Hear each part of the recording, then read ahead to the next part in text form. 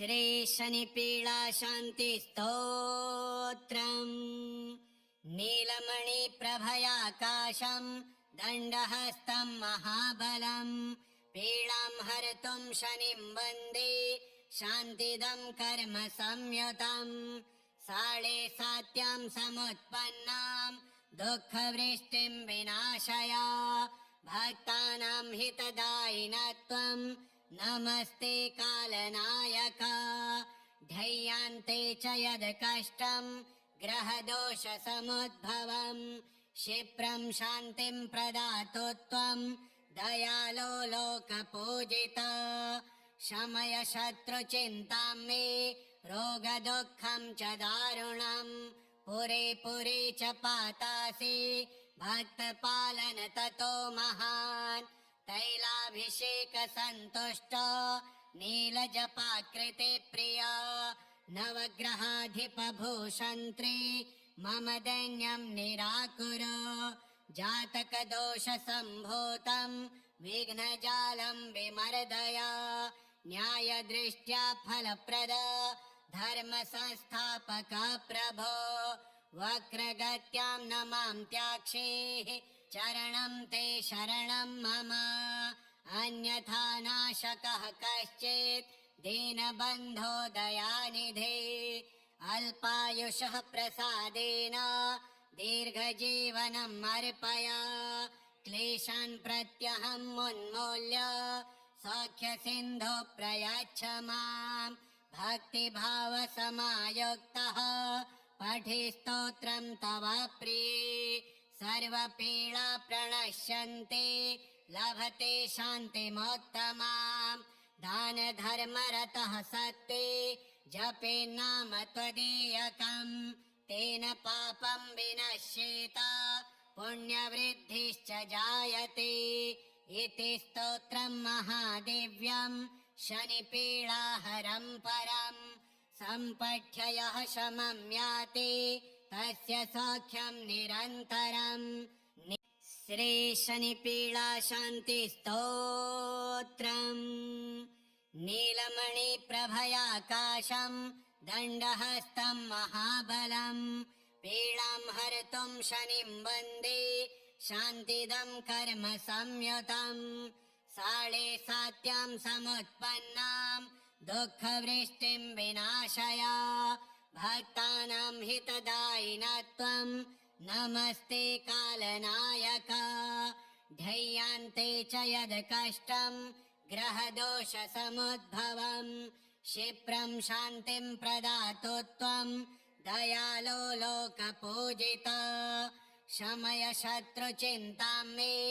रोगदुःखं च दारुणं पुरे पुरे च पातासि भक्तपालन ततो महान् तैलाभिषेक संतुष्ट नीलजपाकृते प्रिया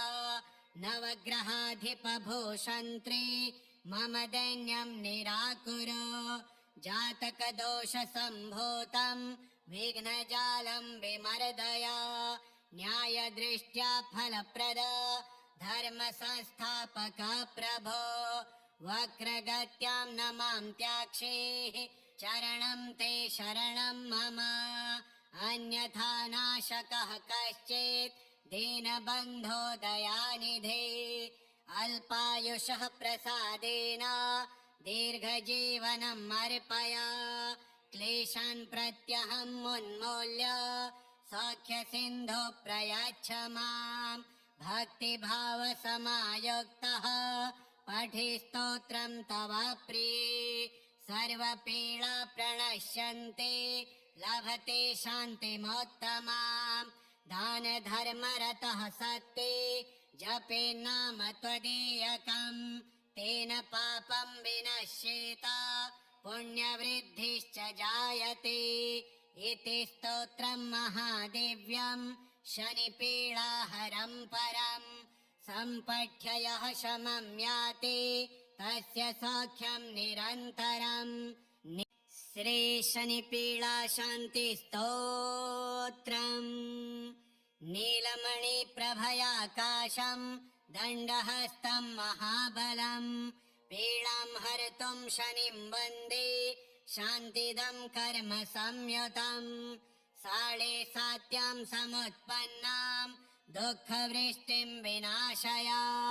भक्तानां हितदायिनत्वं नमस्ते कालनायक ध्येयान्ते च यद् कष्टं ग्रहदोषसमुद्भवम् क्षिप्रं शान्तिं प्रदातु त्वं दयालो लोकपूजिता शमय शत्रुचिन्तां मे रोगदुःखं च दारुणम् पुरे पुरे च पातासि भक्तपालन ततो महान् तैलाभिषेकसन्तुष्ट नीलजपाकृते प्रिया नवग्रहाधिपभूषन्त्री मम दैन्यं निराकुरु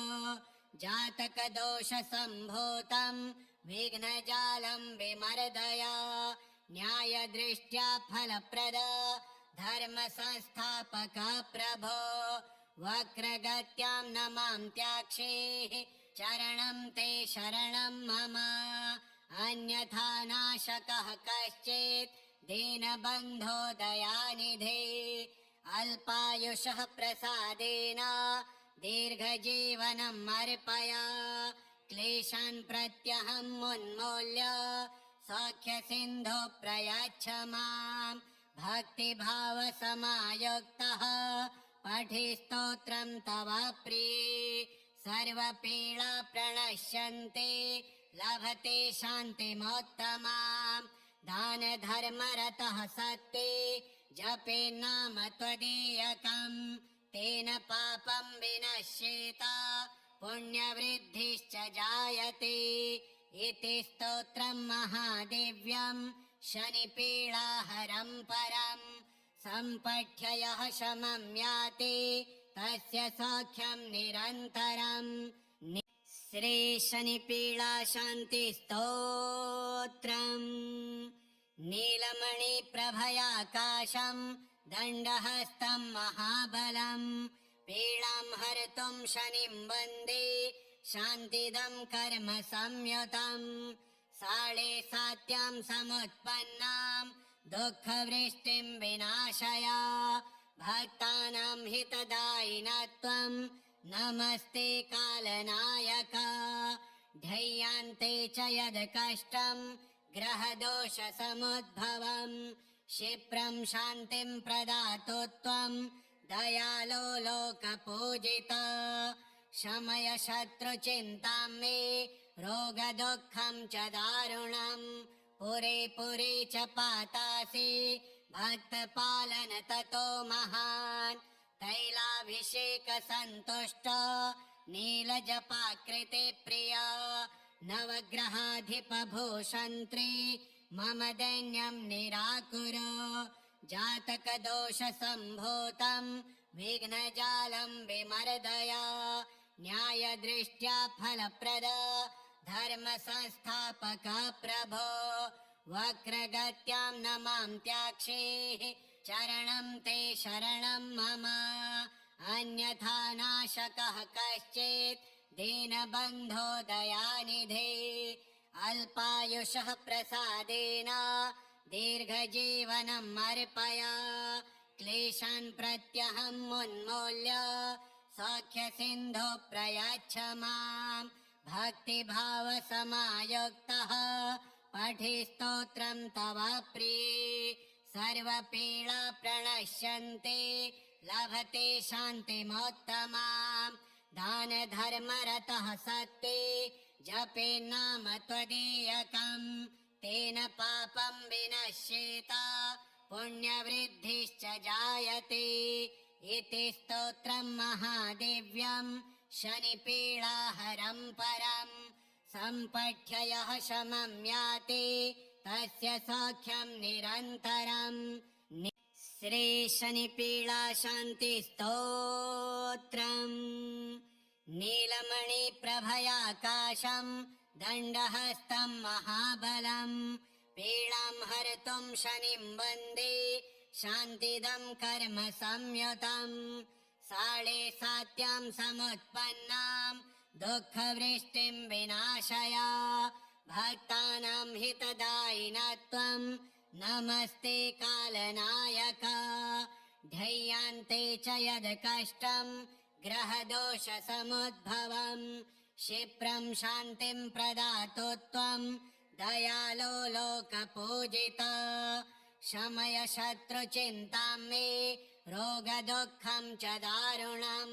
पुरे पुरे च पातासि भक्तपालन ततो महान् तैलाभिषेकसन्तुष्ट नीलजपाकृते प्रिया नवग्रहाधिपभूषन्त्री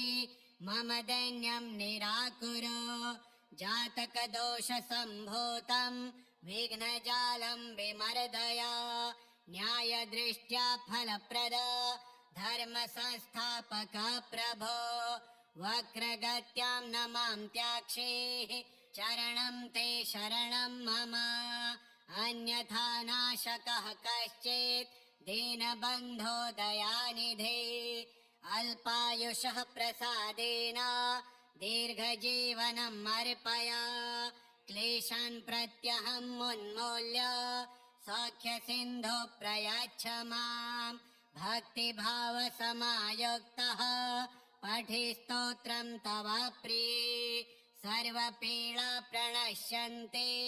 लभते शान्तिमोत्तमाम् दानधर्मरतः सत्ते जपे नाम त्वदीयकम् तेन पापं विनश्येत पुण्यवृद्धिश्च जायते इति स्तोत्रं महादेव्यं शनिपीडाहरं परम् सम्पठ्य यः शमं याति तस्य सौख्यं निरन्तरम् श्री शनिपीडाशान्तिस्तोत्रम् नीलमणिप्रभयाकाशं दण्डहस्तं महाबलं पीडां हर्तुं शनिं वन्दे शान्तिदं कर्म संयुतं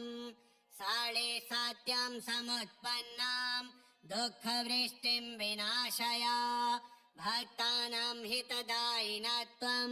नमस्ते कालनायक ध्येयान्ते च यद् कष्टं ग्रहदोषसमुद्भवं क्षिप्रं शान्तिं प्रदातु त्वं दयालो लोकपूजिता शमय शत्रुचिन्तां मे रोगदुःखं च दारुणं पुरे पुरे च पातासि भक्तपालन ततो महान् तैलाभिषेकसन्तुष्ट नीलजपाकृते प्रिया नवग्रहाधिपभूषन्त्री मम दैन्यं निराकुरु जातकदोषसम्भूतं विघ्नजालं विमर्दय न्यायदृष्ट्या फलप्रद धर्मसंस्थापक प्रभो वक्रगत्यां न मां त्याक्षेः चरणं ते शरणं मम अन्यथा नाशकः कश्चित् दीनबन्धो दयानिधे अल्पायुषः प्रसादेन दीर्घजीवनम् अर्पय क्लेशान् प्रत्यहम् उन्मूल्य सौख्यसिन्धो प्रयच्छ माम् भक्तिभावसमायुक्तः पठि स्तोत्रं तव प्रिये सर्वपीडा प्रणश्यन्ते लभते शान्तिमोत्तमाम् दानधर्मरतः सत्ते जपे नाम त्वदीयकम् तेन पापं विनश्येत पुण्यवृद्धिश्च जायते इति स्तोत्रं महादेव्यं शनिपीडाहरं परम् सम्पठ्य यः शमं याति तस्य सौख्यं निरन्तरम् श्री शनिपीडाशान्तिस्तोत्रम् नीलमणिप्रभयाकाशं दण्डहस्तं महाबलं पीडां हर्तुं शनिं वन्दे शान्तिदं कर्म संयुतं साळे सात्यां समुत्पन्नां दुःखवृष्टिं विनाशय भक्तानां हितदायिनत्वं नमस्ते कालनायक ध्येयान्ते च यद् कष्टं ग्रहदोषसमुद्भवं क्षिप्रं शान्तिं प्रदातु त्वं दयालो लोकपूजिता शमय शत्रुचिन्तां मे रोगदुःखं च दारुणं पुरे पुरे च पातासि भक्तपालन ततो महान् तैलाभिषेकसन्तुष्ट नीलजपाकृते प्रिया नवग्रहाधिपभूषन्त्री मम दैन्यं निराकुरो जातकदोषसम्भूतं विघ्नजालं विमर्दय न्यायदृष्ट्या फलप्रद धर्मसंस्थापक प्रभो वक्रगत्यां न मां त्याक्षेः चरणं ते शरणं मम अन्यथा नाशकः कश्चित् दीनबन्धो दयानिधे अल्पायुषः प्रसादेन दीर्घजीवनम् अर्पय क्लेशान् प्रत्यहम् उन्मूल्य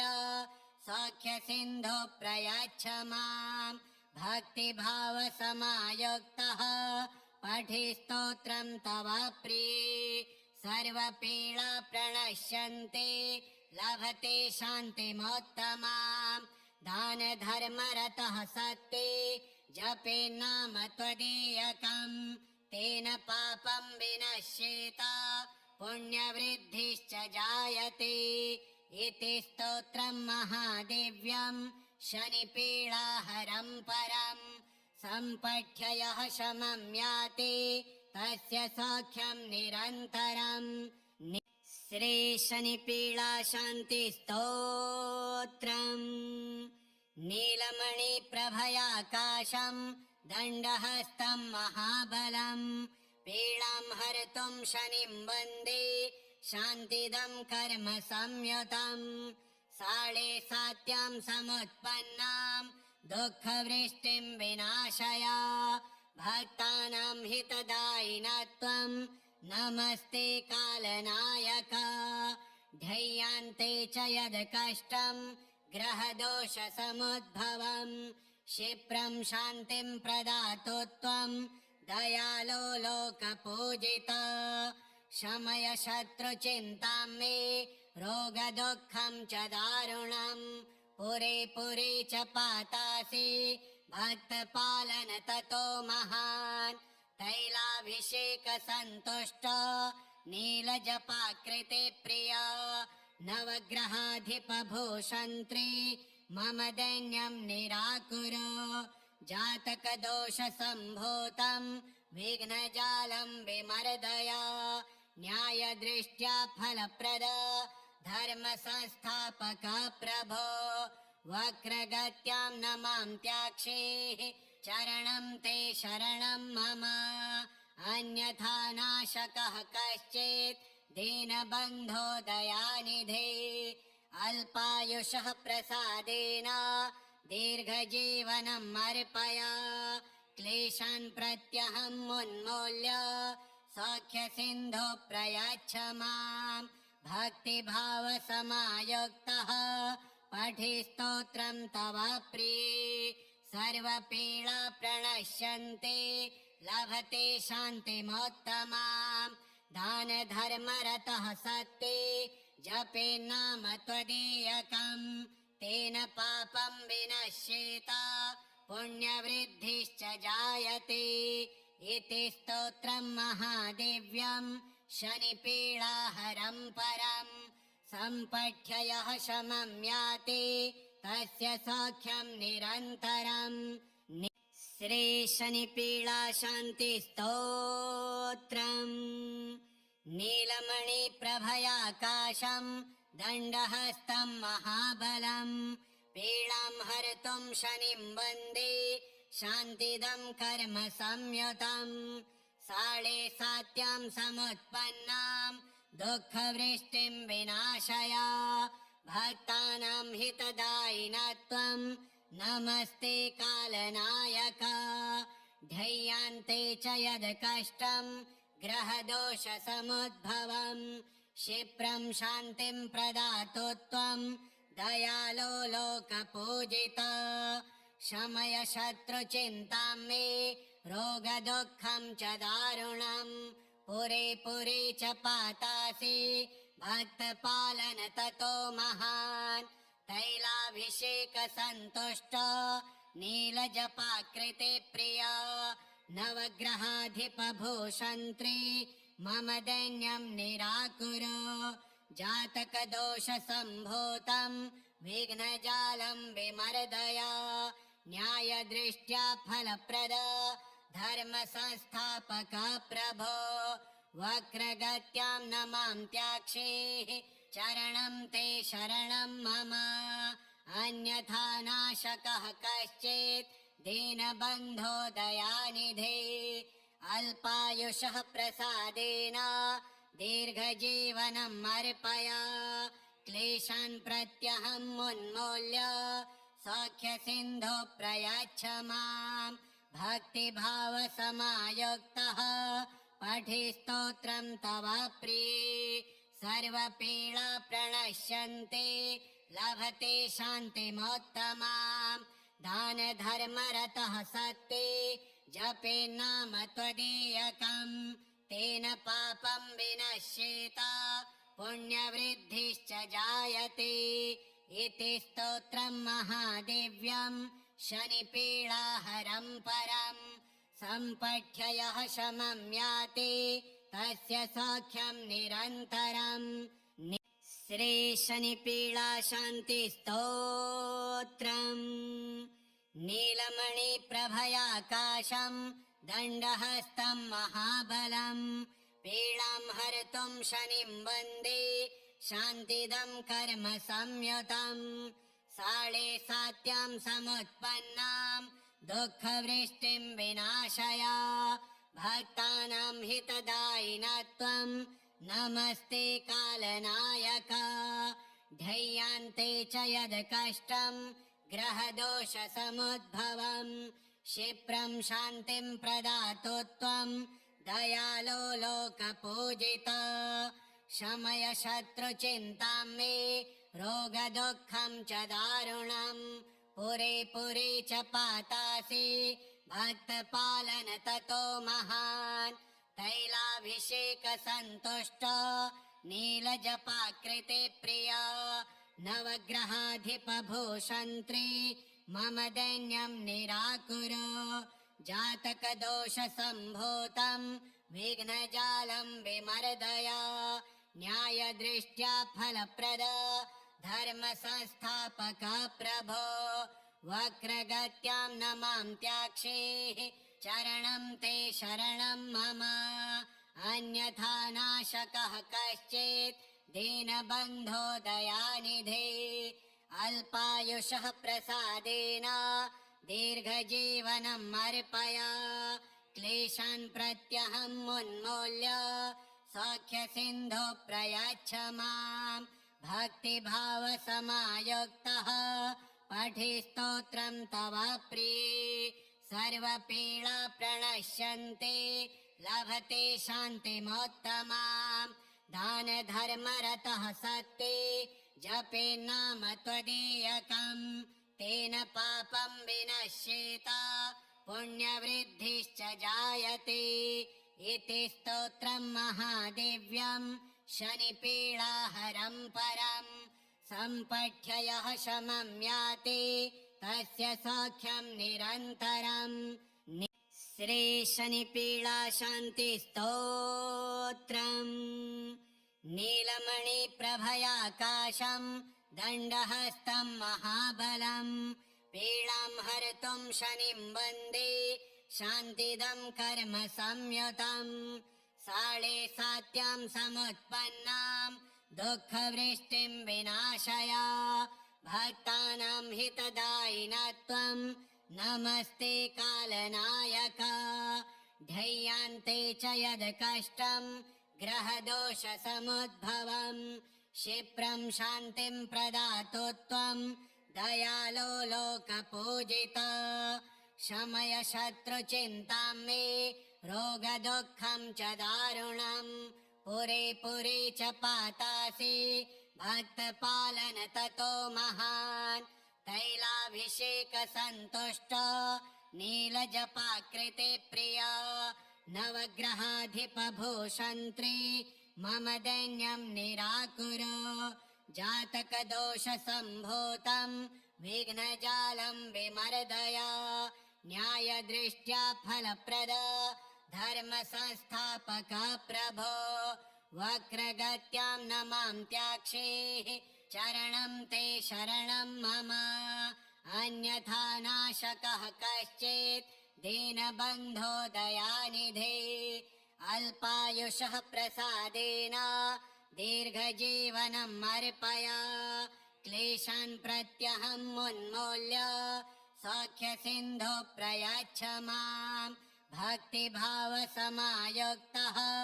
पठि स्तोत्रं तव प्रिये सर्वपीडा प्रणश्यन्ते लभते शान्तिमोत्तमाम् दानधर्मरतः सत्ते जपे नाम त्वदीयकम् तेन पापं विनश्येत पुण्यवृद्धिश्च जायते इति स्तोत्रं महादिव्यं शनिपीडाहरं परम् सम्पठ्य यः शमं याति तस्य सौख्यं निरन्तरम्